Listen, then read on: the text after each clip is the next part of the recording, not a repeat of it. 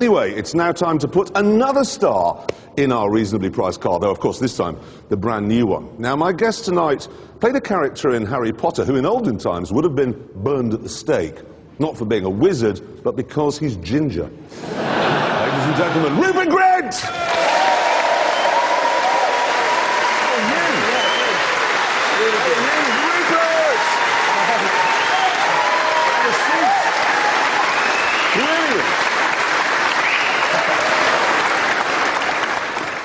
Now, first of all, forgive me, why do gingers get so much stick? Says the man with pubic hair. Actually, saying that, I didn't really get much abuse at school. People actually used to call me Luke, actually, for Lucas Aid. Oh, Lucas Aid. Quite a clever nickname. Is there anyone here who thinks they might be ginger? What about you?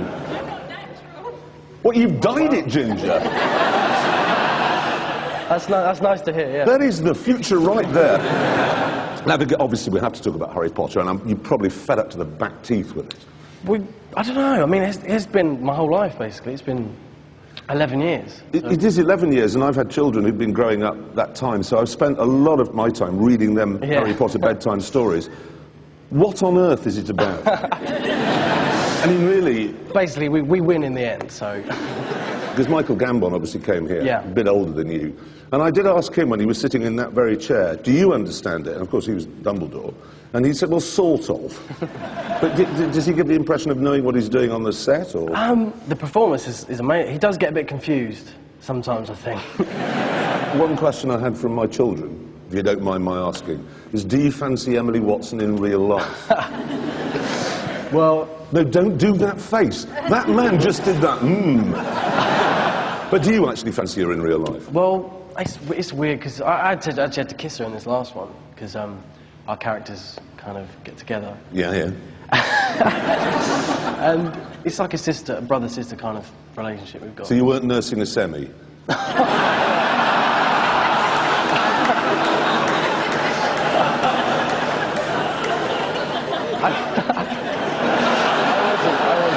No. So what does the future hold now that the whole big 10 years of Potter's over?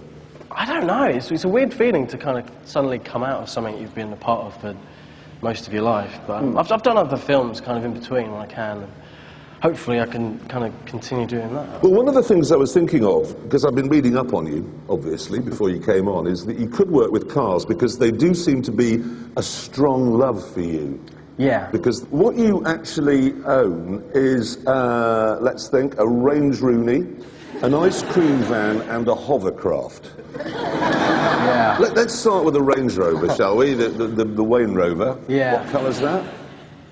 It's orange. It's bright orange. Yeah. It's ginger. It's basically a ginger car. So that works well, or? Well, no, I didn't even really make that connection when I was kind of picking the cars. I just thought it looked really cool. It got black wheels, and it does look really cool. So an orange Range Rover and black wheels? Oh dear, we're fighting a lost cause here with bringing it back down to earth again. Ice cream van? Yeah, I've had that for a while. It's something I've always wanted as a child. It's kind of a dream, really. It's a 74 Bedford. It's pink. It's not the most practical car because it's got one seat and it's basically a kitchen on wheels. Yes. But you do get people queuing up kind of on the side of the road. And then mildly surprised when they see who's actually sitting in it, I should imagine. Yeah. And then obviously I have to ask, the hovercraft.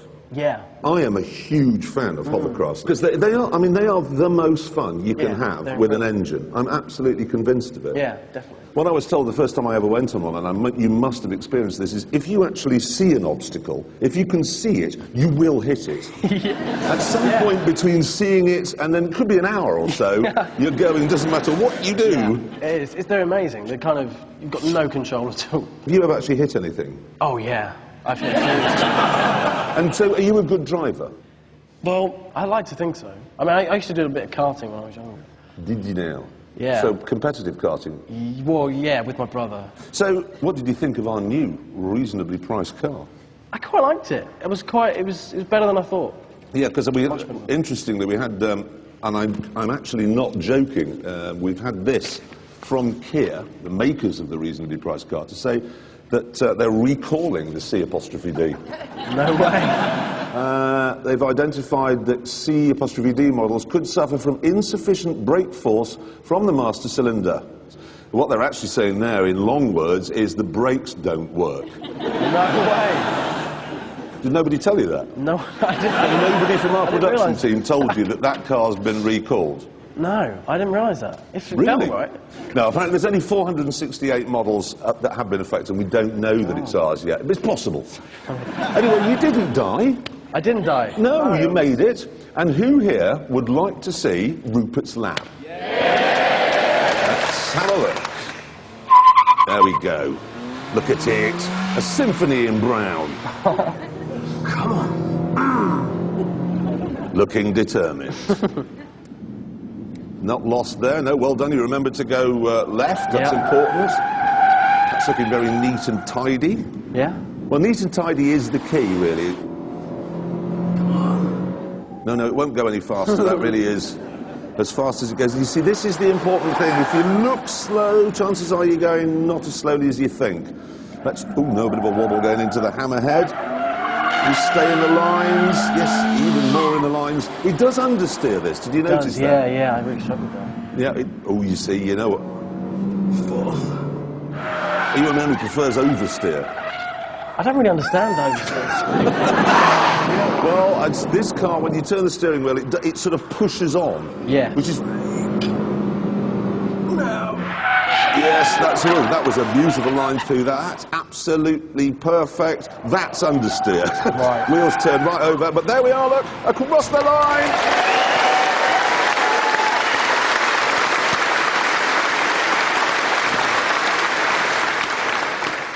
Come on, youth. Where do you think you are on that?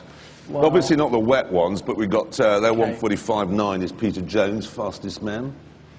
I don't think I got the top, but...